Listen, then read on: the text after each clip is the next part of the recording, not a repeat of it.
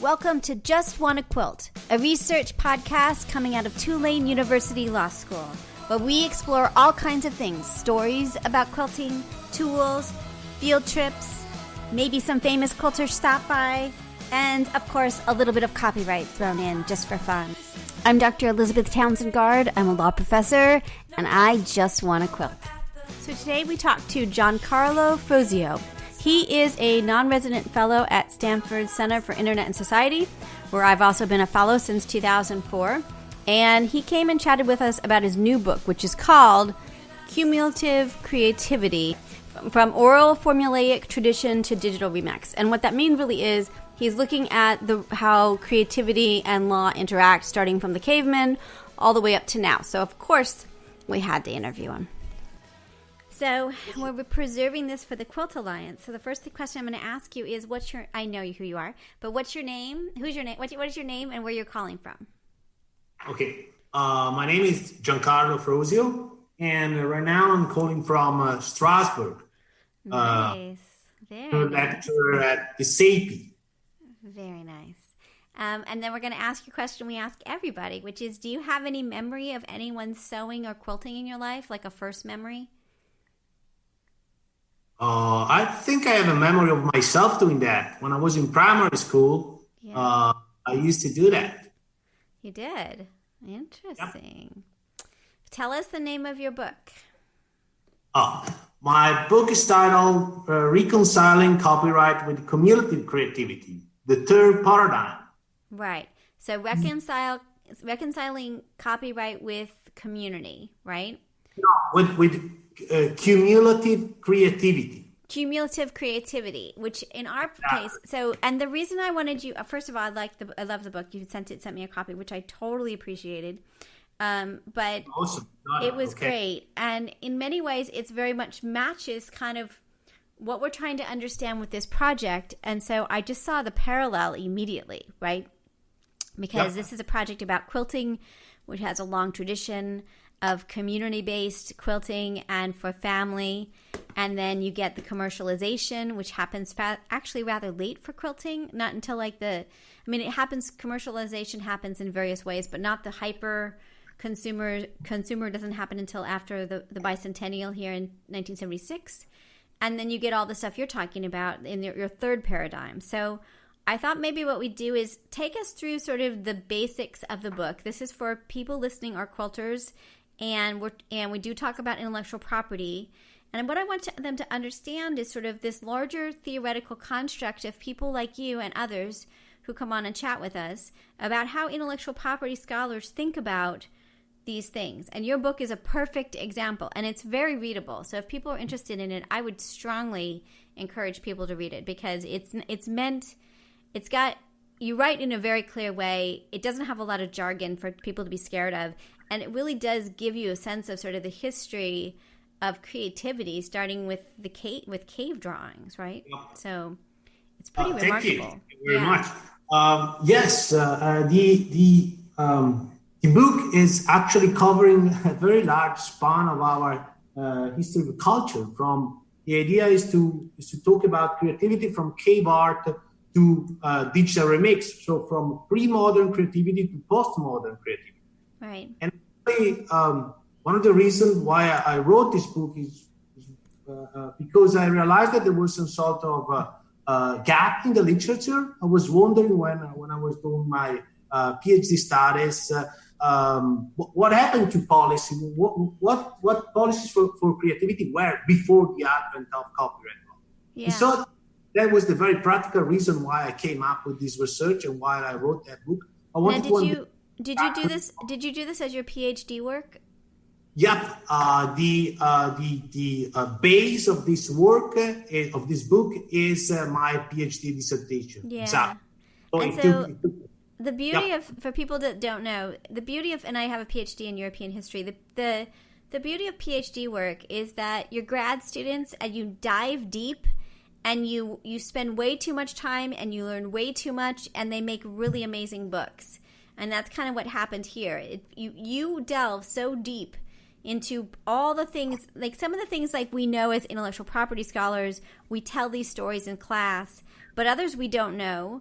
and you put it all together. So it actually tells a coherent story of like how creativity evolved over time and what creativity is in pre-modern sort of industrialized times and now our current sort of postmodern time. Yes, I think you're right in the sense that it would have been very, very hard without having the luxury that you usually have in terms of time when you are a PhD student to be able to dig so profoundly into literature in the library because the book, actually, the first half of the book doesn't deal spatially with legal sources, but it deals with literature, history of art, philological sources, and it tries to come up with an interdisciplinary approach, and which was made possible by researching a vast array of other disciplines, trying to extract from that something that was useful from a legal perspective. Yeah. Well, that's exactly it. So you structure the book. You have this theory of 3 paradigms. Yep. So let's go through the first one. What's the first paradigm? So, I mean, the idea here, as you might have seen, is coming from the Hegelian distinction of phases of history.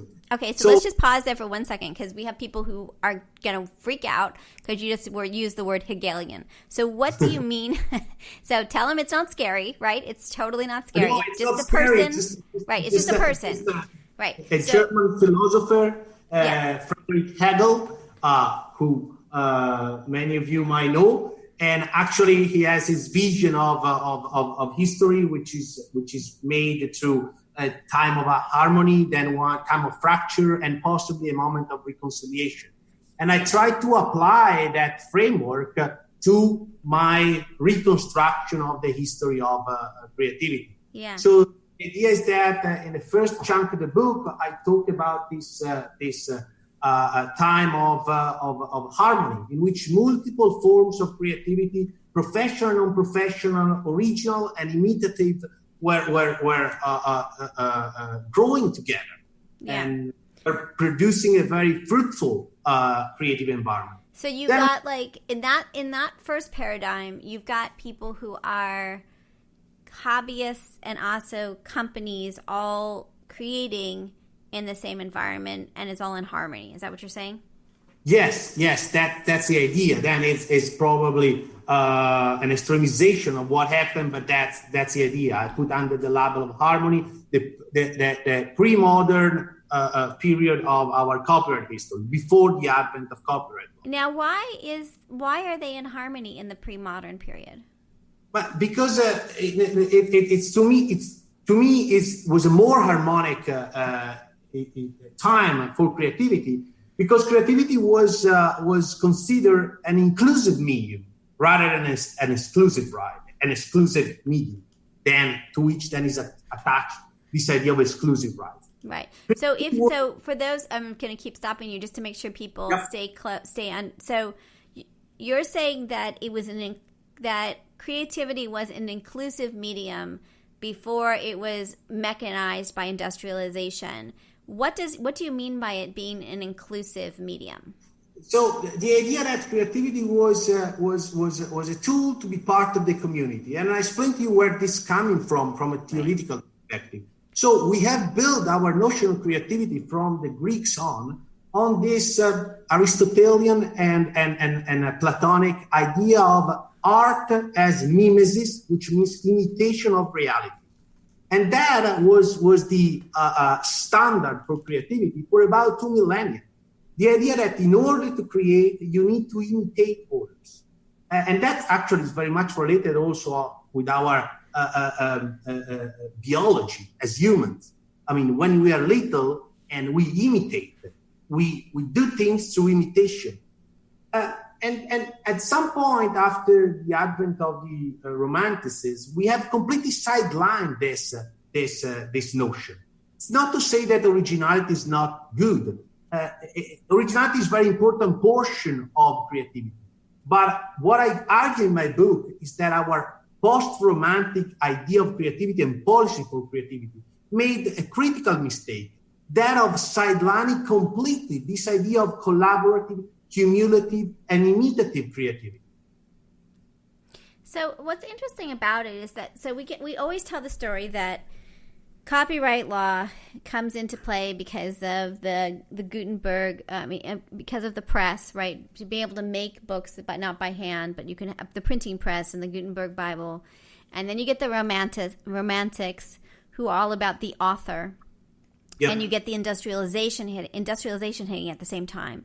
And so you're saying that with these forces and other forces, that it shifts this concept of collaborative community and creative communities into something else. Is that what you're saying? Yeah, actually, that author-centered system and model were very short-lived. Actually, we can identify three main models in our history of creativity and policies for creativity. One, the pre-modern, which was very collaborative and open access and cumulative. Then we have, at the time of the Romantics, a very short-lived author-centered creative management system, let's call it like that. And then that become very soon a so-called distributor-centered system, in which the emphasis was on the distributors able to take creativity all over the planet, having the economies of scale of bringing creativity to everybody. One of the big problems with that today is that the necessity of that very extensive monopoly provided to the distributors, that necessity is probably not here anymore, because the internet has lowered the cost of distribution and reproduction. Right. So let me see if I can say put it into. So let me repeat it back to you to see if I'm getting it right. So once you have the romantic author, you think about who are the Shelley, the Keats, all that kind of I am so important. I am an important author. That shifts to the distribution model, is what you're saying. So the idea that you could have the magazines and all the means, the industrialized means of circulation, and that it was controlled by publishers. So then there was sort of an economic aspect of controlling it. And is that right? It was controlled by what we came to call the right holders. That's very evident. The rights also. Holders, right? And now, and that's the second paradigm, right? Is when the rights holders are controlling things. And you're saying that period is from what framework do you think that second paradigm is? That's a framework that is complete opposition to the one we might have in the first paradigm of proprietization and exclusive rights, in which somehow you might say that creativity sets you apart from the community. You get exclusive right from what you create. Right. Anybody who want to follow on create community creativity must buy it off from you. Yeah. And then the third paradigm, so that lasts for how long? The second paradigm begins in, say, what year? The second paradigm begins, I'd say, about the beginning of the 17th century. I think that's a very time. Right. Even so this is right earlier. Yeah. A little bit earlier, at the time of the so-called super artists. Right. The time of Dürer and Michelangelo, we have the emergence of this idea of artistic genius and the fact that something belongs to you. And then technology helps it along by making it more exclusive, right? Yeah. Yeah. And then that lasts till how long? That lasts quite a long time, right? I think that lasts until today. I mean, in the sense that now we are at the edge of a new possible paradigm. It might be trespassing into a new paradigm, but it's not. It didn't happen yet. Yeah. We're in a conflict. We're in that weird period of time where we're in between, right? The old is clashing. And still, we really need very much to adjust our policy to be able to enter into the third paradigm. But this third paradigm would be a time of, according to the Hegelian model, of reconciliation. Right. And I see that happening already. Yeah, I do too. I think it's really interesting because we all have to get along. So you have to have the creativity and the community and the collaborative work and the remixes and all the weird stuff that happens here. Yet you still need that romantic author, that company making money. And so the question is, how do we all get along in a system where we have different interests and different needs? Exactly, and something that then we notice. So there are two things that happen in parallel, in my view, and bring the future back into the past. On one side, the mechanics of creativity. They used to be cumulative and collaborative, and now again in the online environment, they are cumulative and collaborative. That's right. And the economics of creativity, because for millennia, creativity was based on the pure gift model or the patronage system. And now we see in the online environment re-emerging again as a support for creativity, the gift economy model. Tell us so I know what it is, but tell our listeners what a gift economy is. What does that mean? Gift economy is an economic model based rather than on the market and on proprietization of goods, on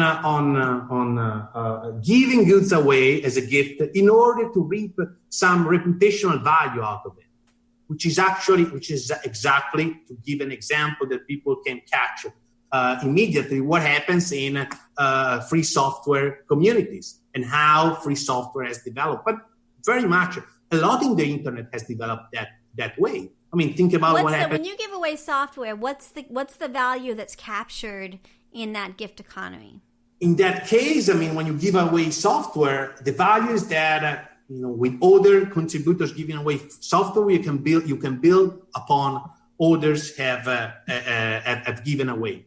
And then second, you gain reputational value because you're going to get known by the community for the good work you have done. And that is going to allow you to enter into different economic bargains that might provide you with an economic incentive.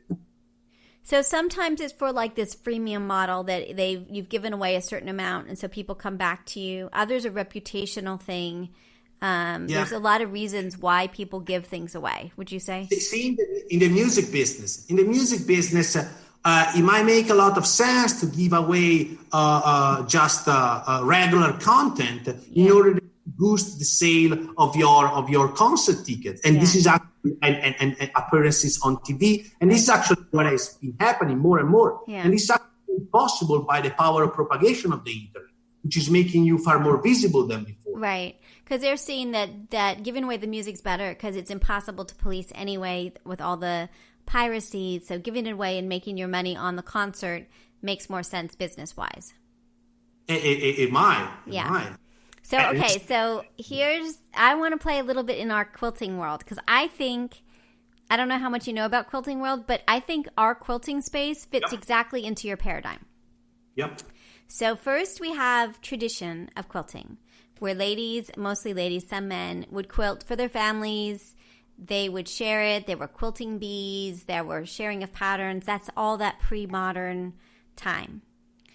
So a long tradition of this. Then we see patterns on feed sacks. We see magazines. We see companies start to make fabric. We see an industry of sort of generally starting to make it more commercial. Then we see in the 70s, after 76, we see quilt shops. We see a huge explosion of celebrity designers, like these people and you want to get the Tula pink fabric and all that. Huge $5 billion industry. But we also see the guilds and the community still there.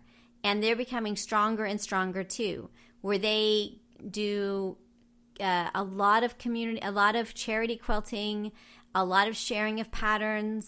They buy a lot of stuff. They're way into the commercial space.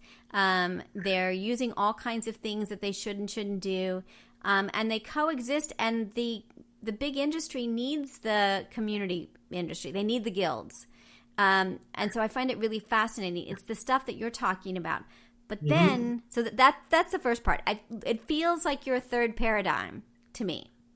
Mm-hmm. Does that seem like I think it's a good parallel. It's interesting. I didn't know about it. I know. I thought you might not. So then here's the thing I want to ask of you, because here's the problem I'm seeing. I have lots of stories, but for this one, let's tell the story of. So a quilt guild decides they're going to make a pattern. They find a designer, they really like this pattern, and sometimes they use it without permission. And then the designer gets really upset because they're trying to make money, and they don't make very much off of patterns, right? They're making like maybe $3 off the pattern once it's all said and done, and they're struggling. They're an individual artist, they're your romantic artist making a quilt pattern. And the question is sort of, how does this economy, this third paradigm, allow for the community to use materials but still have the economic value for the romantic artist, for that pattern maker? I think it's based on custom and kind of general sense of morality, that it's too hard. We all agree we're going to pay for the pattern, but I don't know. So I'm curious what your thoughts are on how the economics work. I don't have actually an answer to that, and let me clarify here that most of my effort here was to try to remind people of our and how we have dealt with creativity. Yeah. Because type of discourse was completely sidelined. There's some proposals in the book which actually build upon others' proposals. So the use of so-called apportionment of profit in order to connect better, rather than principle of exclusivity, so that as you get permission, you cannot use my works. No, let's leave the use open access. You can use the work, but you produce a revenue stream by reusing my work. At that point, me as the original creator, I have the right of enjoying part of the revenue stream. Yeah, so here's the problem. There's no revenue stream. So these ladies are mostly ladies, some men, are quilting and giving them away to charities, but they're using people's patterns. And so there's still a need to pay the people who create the patterns, right? Because otherwise they're freeloading, I guess, off of the creativity of the artist. There's a kind of problem there, right? My conclusion for the copyright system in general is that then if your use is non-commercial, at that point, I think that the rule should stand anyway. If the use is not commercial, in that case, we shouldn't be concerned about exclusivity right on that type of use. Do you think there should be a use? So here's the problem, right? So this is really interesting because it is a super commercial space, quilting, right? $5 billion industry. People are buying lots of stuff. And the guilds are very active. We have like 41 guilds in just 4 states, right? Like there's hundreds of them, and they're all buying things. And then there's these little pattern makers. So they're non-commercial, but I don't know. I worry about the pattern makers. I think they're like the musicians. They're going to get squished, you know? There's no way to, and I'm not like a super protective person. I'm not like everything needs to be protective. But within this ecosystem, they look like to me people that their patterns are going to be used for free and there's no way to enforce it, and they just will stop producing. You know, I mean, it's clear that each market might have a specific concern and might need some specific regulation. What? I'm just wondering. So this use is always going to be for charity and non-commercial? Pretty much, yeah. Well, in the guilds they are. So there's like 100 people. They all want to make pattern by, let's say, Mary Jones makes a pattern. And the Quilt Guild says, oh, we want to make Mary Jones' pattern. So they ask Mary Jones, can we use it? And Mary Jones says yes, and they get it for free. Or Mary Jones may say, no, you have to pay, well, yes, but you have to pay $5 per person. There's 100 of you, so I make $500. Or the guild doesn't ask, and then they just use it. But then Mary Jones doesn't get any of that income. And it seems like this is a kind of failure of the copyright system because there's no way Mary Jones can protect it in any way, right? Like, she's not going to go to court. And there's no it's like a market failure here. And there's not, and nobody really, like, I think that there's a custom now of like ask the romantic author, ask the author. But I'm curious in this third paradigm how we deal with these. They're not maybe it is a commercial use in the sense that it is a large group using the pattern. It doesn't matter whether they're making a profit per se, but there's a whole bunch of them using the pattern. You know, I don't know. It's confusing to me. Yep. No, I get that. Here, to me, the key point is whether there's commercial use out of it. And, you know, if there is such a large number of people interested in that, I suppose there might be also sales going on, or not at all. Yeah, the thing is that maybe it's defining commercial use. Maybe it's commercial loss. So maybe the fact that if a guild is going to use a pattern and they're going to provide a photocopy of it, it's a commercial loss for that author of 100 people, that maybe it's not a commercial use, meaning I'm going to sell it, but it's a commercial loss of income for that artist. But why would the artist lose income in that case if in any event those patterns are not going to be sold for a price? Well, it would. So that pattern would be sold at a quilt shop usually, but a guild will get a hold of one copy of it. And then the question is, can they make more copies of it? Can they, which is I say no, or can they, do they need to get permission? But the loss is, the economic loss is, now they're not all each individually buying that pattern. They're using it for charity, and they may only use one copy of it. Now, I'm not finding that very often. I think that's the theory. I understood better what you're talking about. So here we are talking about in the situation of reproductive uses, not non-transformative at all. So, I mean, to me, in this situation, a situation of a purely reproductive use, the licenses fees should be paid to the person who came up with that pattern. And you think that's true regardless of the use of the reproduction? Like, you don't think it's not based, it's just the fact that they're reproducing it, they should pay a licensing fee, as opposed to, well, you know, they're making it for sick kids, so they shouldn't have to pay that fee. Yeah, that's what then this would be actually up to the author in this case, because they are made for charity reason to license at no fee or low fee. But this still under the control of the author in case of reproductive uses and not transformative uses to decide what to do with her own work. Yeah, I think that really makes a lot of sense. So even in this third paradigm, where you have community using things and creative derivative works, you still see a licensing scheme for the romantic author, either, you know, no fee or low fee or the full fee for people using it in a reproductive use setting. Definitely. At that point, we this is actually something that I touch upon at the end of the book, and I discuss the situation of non-commercial reproductive uses, which might include in the copyright domain the peer-to-peer piracy. In this case, we could put together most likely forms of cultural flat rate mechanism, alternative compensation system, Professor Fisher, or extend active licensing schemes. A vast array of models and tools here. But in the case of these non-commercial reproductive uses, we need to maintain some control from the author. Because you have to, otherwise there's nothing left of copyright.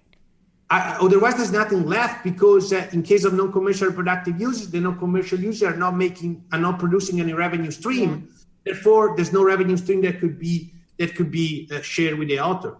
Now, does it change? Let me ask you, and we're almost at the half hour, but let me ask you this part.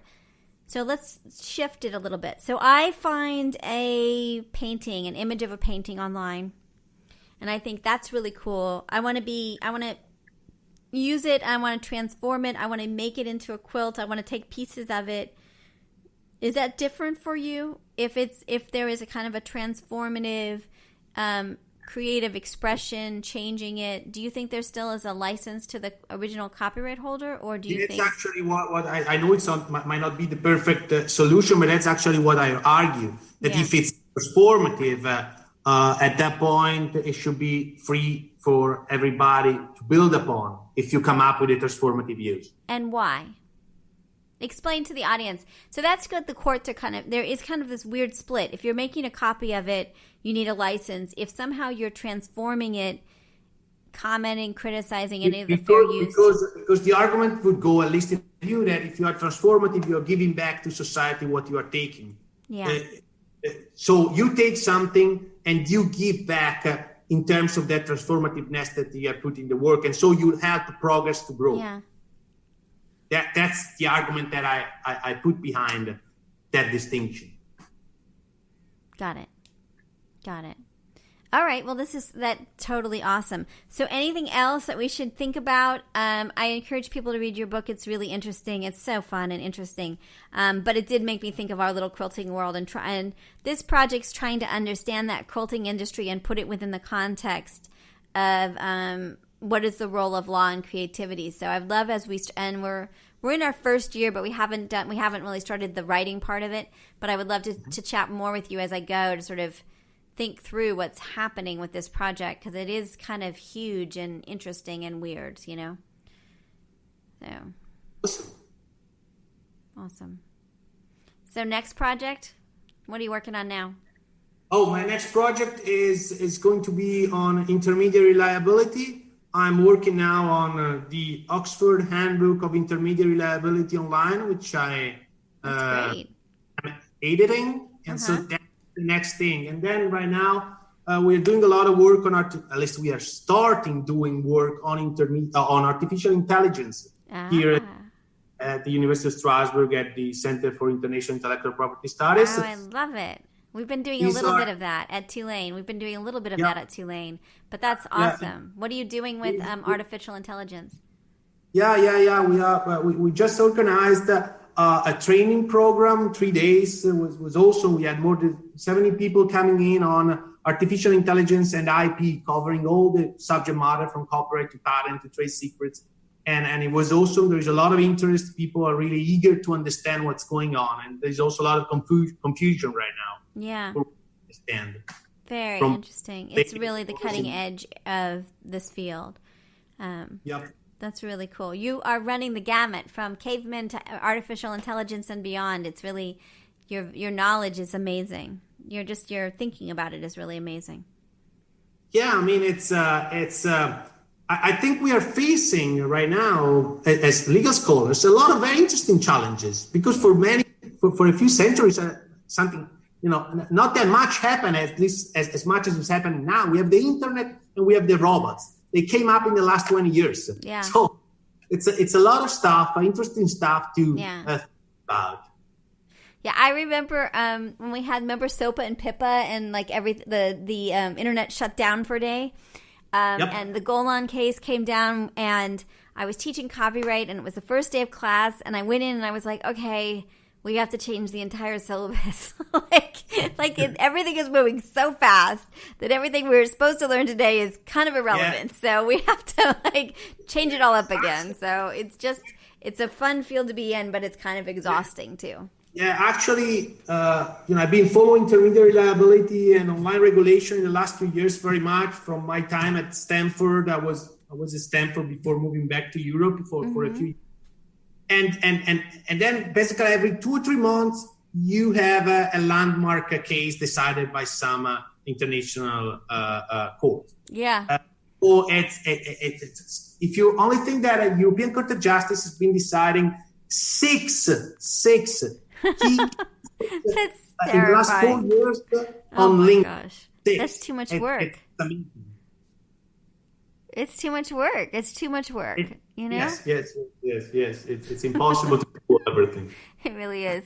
And then I teach property law to the first year students, and I've taught it now for 10 years, and not one single new case has been added to the casebook in the entire time that I've been teaching. So the difference between the two fields is like, Oh, it's silly, so anyway. Yeah, then you might know that right now Europe is getting through a very important copyright reform, copyright in the digital single market. And so we are changing some of our rules, including a very troublesome proposal on a monitoring obligation online. And therefore, we very active also from policy perspective, trying to convince the legislators that they might reconsider some of their proposals. And it's an interesting time here in Europe, especially for internet regulation. Hugely. And you're really leading the field right now in that, which is really important. It's really interesting. Well, you're in the middle of all of it. It's really cool. Really cool. Well, if you get to the States, I would love for you to come to Tulane. It would be really great. So awesome. That would be awesome. Sure. Yeah, be great. It'd be really fun. You are so cool.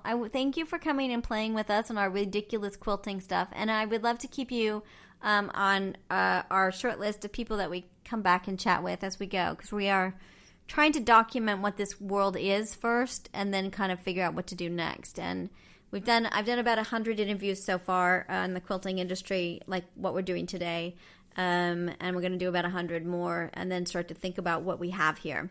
So that's kind of what we're doing right now. So thank you very much, Elizabeth, for having me. It was a great pleasure, and I'm really grateful you let me talk a little bit about my book. Your book is cool. Your book is cool. It's really fun. It was a fun read, and it really is. If people really want to understand sort of how the creativity develops, it's a really good read. And it's fun.